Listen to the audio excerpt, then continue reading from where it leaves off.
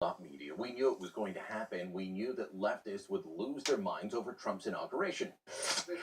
Donald J. Trump is now president of the United States. President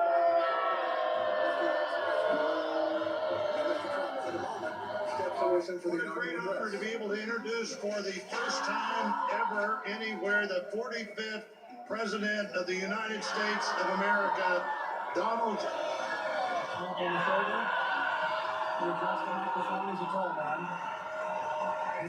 From protesters like that woman who threw herself on the ground to media elites having meltdowns, the Trump inauguration and the women's marches, or really just left-wing political marches on the weekend, all of it was a sight to behold.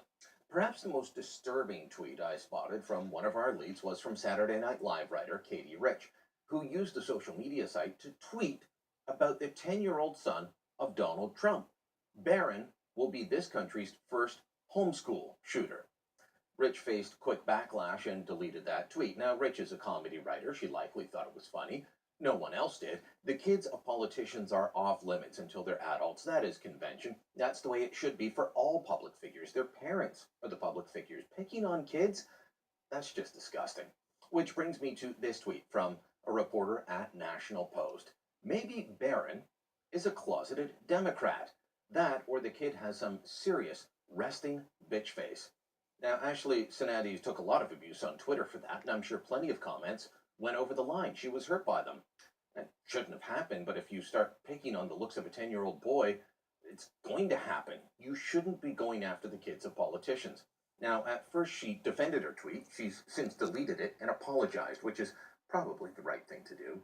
Meanwhile, a supposed international affairs columnist for the Globe and Mail said that Trump's inauguration was worse than 9/11. Doug Saunders tweeted this shortly after Trump's speech wrapped up. If you thought you'd seen anything on TV as frightening as 9/11, this was it. But the consequences of this are far more damaging.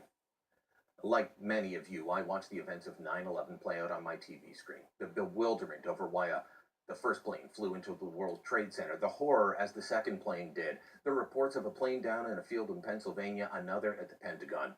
We all watched as people jumped from the buildings, as buildings collapsed, as thousands of lives were lost. But to Doug Saunders, a man with an important position and impeccable left-wing credentials, the inauguration of Donald Trump is worse than a terrorist attack.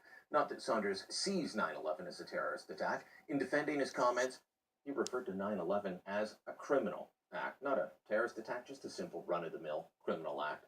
The media coming on Hinge was expected, and they did deliver in spades. Before the inauguration happened, Matt Lauer was on NBC worrying aloud about the potential for violence among Trump supporters, and of course, what happened? It was violence from the organized left, outraged that a man duly elected by the people was being sworn into office. Vox, the far-left media outlet, ran the headline the morning of the event saying, Donald Trump today sets out to make America great again. But what if it was never great? And of course, the great Paul Krugman of the New York Times actually tweeted about soldiers goose-stepping in the streets. These folks are convinced that Trump is the new Hitler, something that Ashley Judd made clear when she ranted against him at the Women's March on Saturday. And I am not as nasty as a swastika painted on a pride flag. And I didn't know to be resurrected, but I feel Hitler in these streets. A mustache traded for a toupee. Nazis renamed the cabinet. Electroconversion therapy, the new gas chambers, shaming the Do you think she believes what she's saying?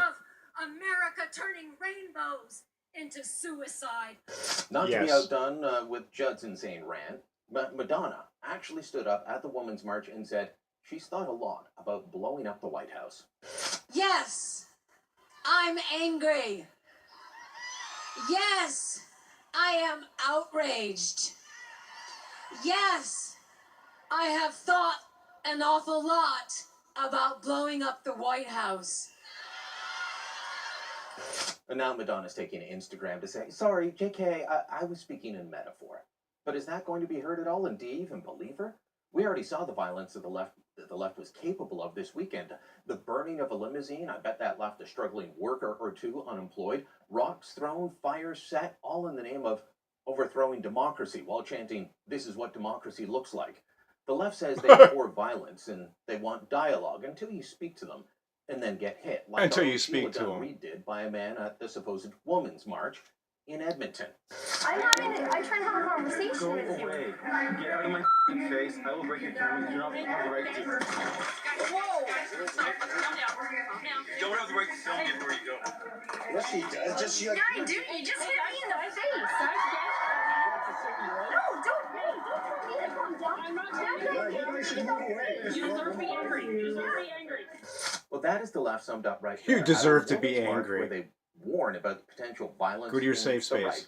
A leftist man hits a woman, and the women around protect him while stopping her, Sheila, from getting near the guy. So much for If you lived feminists. through the Bush years, if you lived through the Reagan years, you knew this was coming, but I expect it's going to hit on a bigger scale this time.